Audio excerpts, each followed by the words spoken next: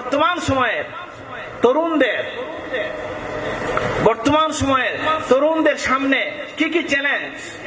এক কথায় আমরা যেটা বলছি, বর্তমান সময়ের তরুণদের, যুবকদের সামনে সবচেয়ে বড় চ্যালেঞ্জ হচ্ছে, এটাকে ভোগবাদী চিন্তা বলতে পারেন, এক কথায় যদি বলেন দুনিয়ার লোভ।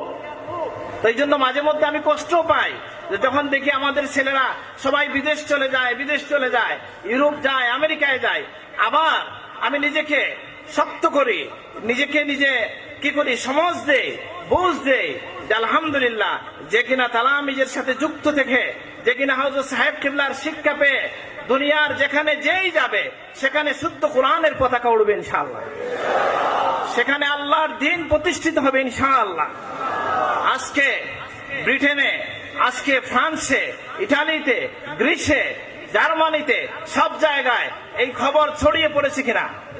সুতরাং আমি আমার তরুণদেরকে, যুবকদেরকে বলছি, যারা এই স্বপ্ন দেখেন, যারা বাইরে যাবেন, সব সময় আপনার সাথে আপনি এই চিন্তাটা রাখবেন, আমি শুধু আমার পেটের জন্য যাচ্ছি না, আমি যাচ্ছি আমার সাথে ওই এলাকায় আল্লাহর শুদ্ধ কালামও চলে যাবে ইনশাআল্লাহ।